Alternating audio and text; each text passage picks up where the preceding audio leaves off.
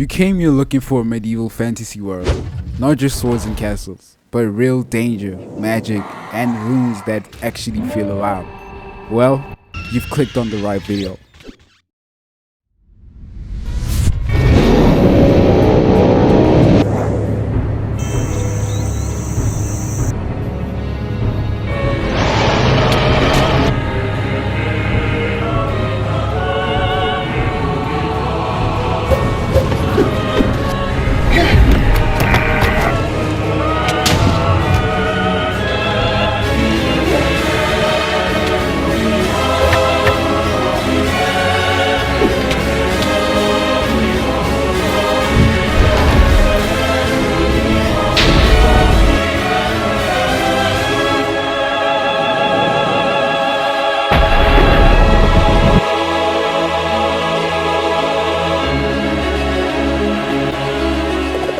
Before the video begins, I have a quick disclaimer. If this video reaches 500 likes, I'll drop a world with all the add-ons sorted. And a huge shout out to Fang for making this add-on list possible. He'll probably be in the comments. To start off this pack, we're gonna need combat and armors. And my first selection for this category is going to be Fanimations, being a pack that alters the player animations, making the combat feel more fresh. For example, it allows you to display the carried items on your back or to the side, and it also alters the swimming animations and the much needed animation of carrying torches more realistically. The second add-on, which is Target Dummy, allows you to what the hell, boy? Test out all the weapons this pack has to offer later in the video. Epic Knights and Epic Knights Plus is an add-on that allows you to dive deeper in the Middle Ages, and I'm sure you might know this add-on by now. When combined with its expansion, it adds over 100 armor sets that you can choose from, and they all look very well detailed. I mean, to the point where you might even get overwhelmed. It not only adds armor sets, but even new weapons that you can play around with. And when combined with Fanimations, this seems like a new combat system. You can also craft these armors in the crafting table, of course. Stick around cause these add-ons are only gonna get crazier. Soulsborne Armors is a good expansion because it adds 21 various unique Soulsborne inspired armor sets. One you might notice as Radon's armor from Elden Ring. While the next add-ons are gonna add even more armors, let's focus more on the technical side of things. Like a cool roll you can do to evade attacks. How about a grappling hook you can use to invade your friend's base? This is all made possible from an add-on called Rolling Stamina, adding a stamina system into Minecraft, and of course rolling, which you can use creatively to pull off sick moves or even vault over fences, and also climbing walls, but this takes more stamina, or climbing up ropes like a true bandit or something. And if you've ever played Zelda, there's a slight nod to it with the paraglider, which will be very useful later in the pack, but beware because there's actually a stamina system. One add-on that makes the combat more immersive is the X visuals, giving the blood splatter effect on your screen when you receive damage, and the effect gets worse the lower your hearts are. Well, it wouldn't truly be a fantasy world without magic, so a magic way is really a good add-on to expand upon this, adding an advanced magic system along with some unique spells and more powerful variants of them. There's spells that can give you flight, or a more powerful version of the Evoker's Fangs. But not spells are going to be vanilla inspired because you can also do a burn slash or summon a large fireball. But why summon a fireball when you can summon a whole meteor strike on your enemies? Remember I say this system is advanced, meaning wands won't be the same as staffs will take longer to charge the spells, but compared to wands they will save much more mana. You can learn all these spells through the new learning station table, but I'll leave a guide for you through Liam TDP's video because he did a really cool guide on this add-on. An essential add-on you need to make the game not feel like Minecraft anymore is the More Camera Perspectives add-on, giving you an unorthodox way to see your player character, similar to other RPG games that use this quite a lot. Now we're going to be moving to a new section, which is the mobs and bosses. To start off this category, I'll be starting with an add-on that makes Minecraft feel entirely different, as in turning it into a dark age. It adds different factions that can interact with each other throughout the world, and these interactions are very weird, and also bosses that you can come across. It adds a new biome called the Wetlands and also floating islands that host very dangerous entities. For example, one of them is a sentinel soldier which wields a giant greatsword and does all that, to be honest. And this add-on is just not basic as seen from this mercenary outpost because once you open the chest, that's when they start to get hostile, and trust me, you do not want to mess with them because they can change their attack patterns from range to close range using shields and swords. Another structure which hosts this dangerous mobs is this castle-like structure which has a gargoyle on top of it, and the outcasts are praying to some mysterious sword. If you're not scared, well, you can go ahead and approach this gargoyle entity, and trust me bro, you do not want to do that. But if you're him, this gargoyle can actually drop a very useful halberd that you can use that negates shields, being very useful for those mercenaries we talked about earlier. Another great thing about this add-on and why I chose it is because the unique interactions. While you can trade with this stinky medical, once you attack him, he will summon this weird mob that will chase you, and it's very strong, so be careful. And another way you can interact with him is if you actually give him the poison that he sold you through trading, he can turn into a hidden boss, which is one of the toughest bosses I've ever faced. To be honest, I think they have to nerf this guy. Another mob is hidden in the floating sky islands, but this time it will be an actual castle with the sentinel. No, he will not be one of those normal mobs. This time it's a giant with a very big axe that you can later use to create multiple portals that rain down spears, or when you sneak, a different variant of it. There's also this cute mob that reminds me of the jaw people from Elden Ring, which you can trade with for the most powerful armor set in the add-on, which is the Oath armor set, where it has actual wings giving you slow falling. I really love the model, by the way.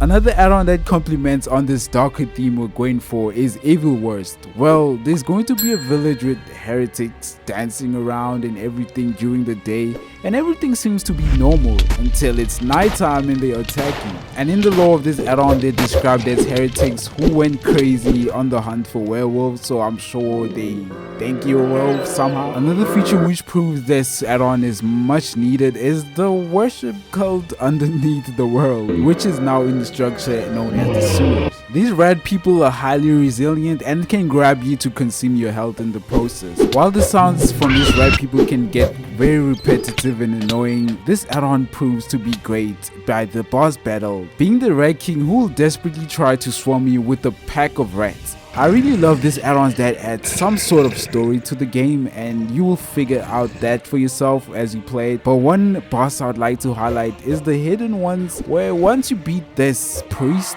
nighttime, he actually turns out to be a werewolf the heretics were searching for all along, which is really crazy. He's quite a challenging boss, but he is rewarding, as you'll find out for yourself. But mind you, he can be immortal until you draw this holy water, so make sure to stock up on that.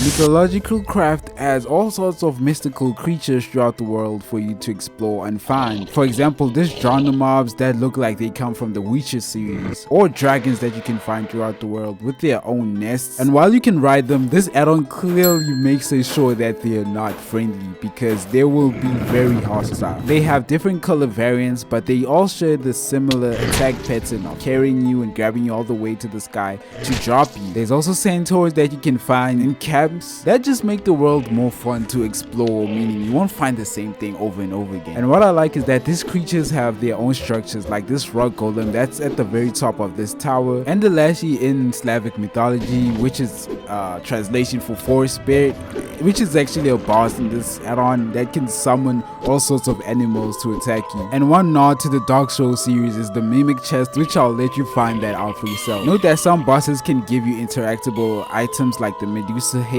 which can turn mobs to stone. The Forgotten Legends Age of Renewal adds all sorts of orcs and beasts into the game, and a mini boss called Necro Colossus, which roams in the ruins of this add-on. While I've tested this add-on, the structures did spawn, but while recording they didn't for some reason, so yeah, I had to spawn them creative. One mob that does spawn naturally though and is waiting to whoop your ass is the Feroz Rotnut. I'm not sure if I'm pronouncing that correctly, which will be found in a dormant state until you enter the dungeon, and it will activate and try to one-hit you with its indestructible axe. But it does have a weakness that's clearly visible, which might even lend you its headset and its indestructible axe with its unique abilities. There's also a mob in this add-on nicknamed the Sculptor, which will give you some sort of quest, whereas it will start a mini game and you have to reach it at the very top of the structure.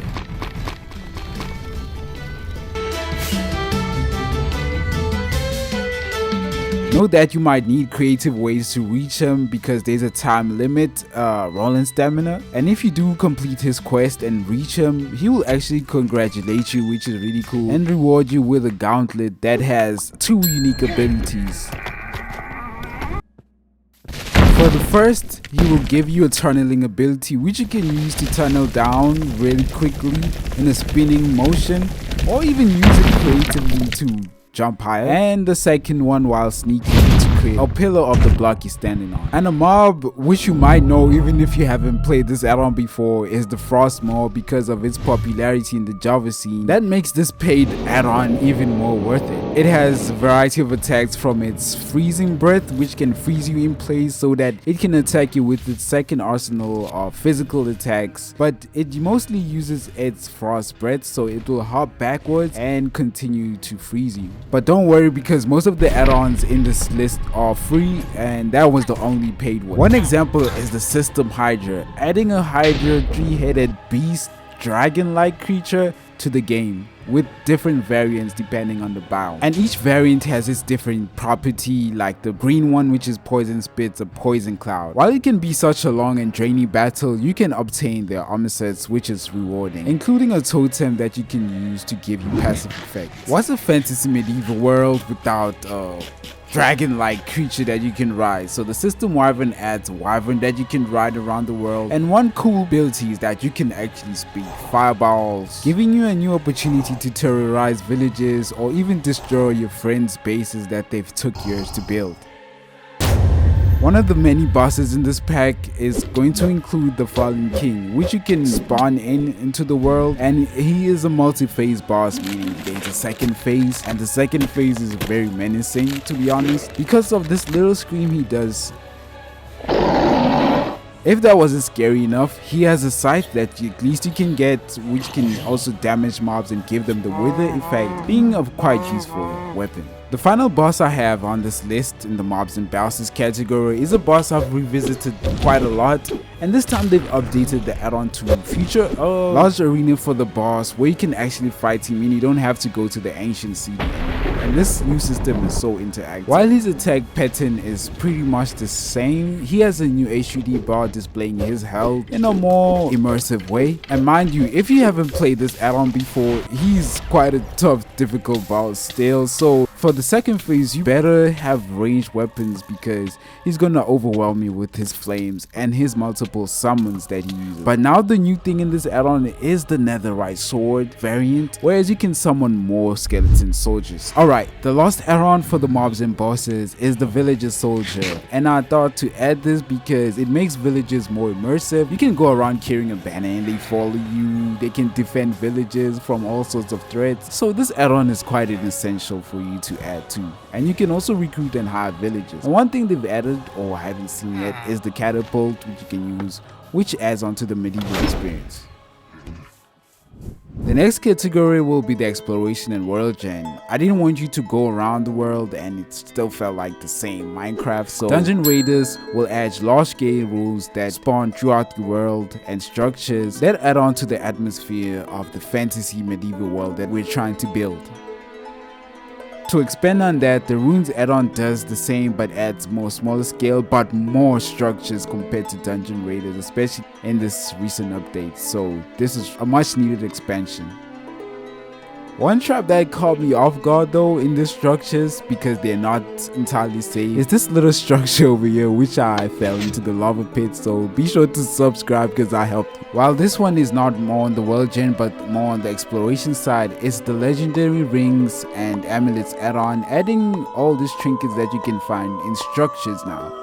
This makes structures more fun to look out for now, especially now since we added the terrain rework add-on, completely overhauling how the Minecraft terrain generates, looking more like an Elden Ring game than the vanilla Minecraft. With the next category being the features, the terrain rework really made it stand out because now you'll need to go vertically, so the broomstick add-on will provide a cheaper way to traverse this world. RPG damage indicator adds a sword-like health bar on top of enemies which is really cool. On the more realistic side, we have item physics, where you can drop your weapons and they would actually have physics and interact with the floor and ground, and you can sneak to get your items back. We're truly on the next gen of Minecraft add-ons, because this mini map, although glitchy, is a step forward for Minecraft add-ons because it adds a mini map which is 90% accurate. While you're going to die a lot in this pack, I added the Graves add-on so that you can safely retrieve your items since the Soulbound add-on did not work. Another add-on I've added to enhance your experience is the Simple Waystone. I'm sure you know what waystones do, but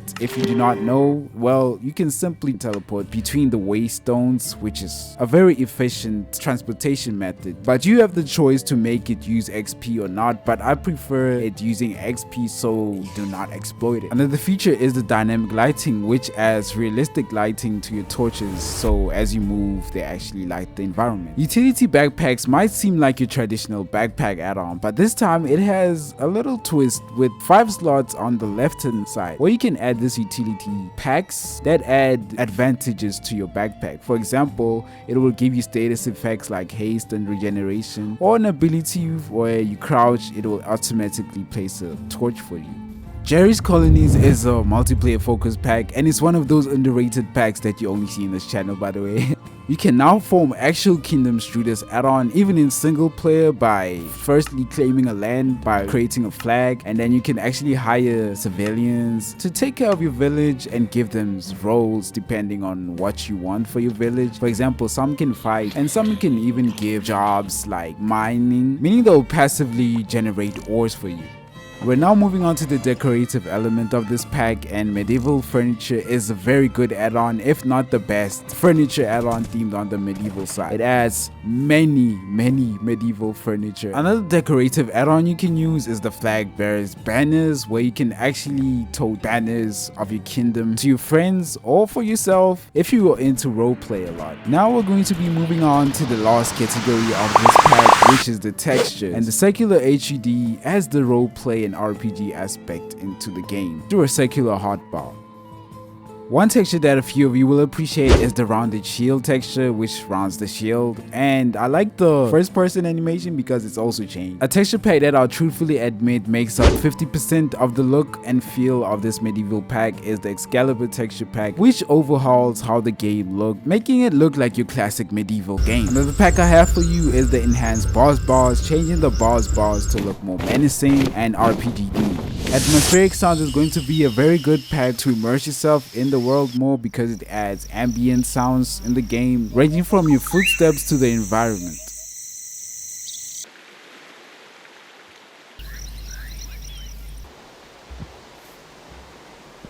Sounds of RuneScape being an essential tool does the same, but instead adds music instead of ambient sounds.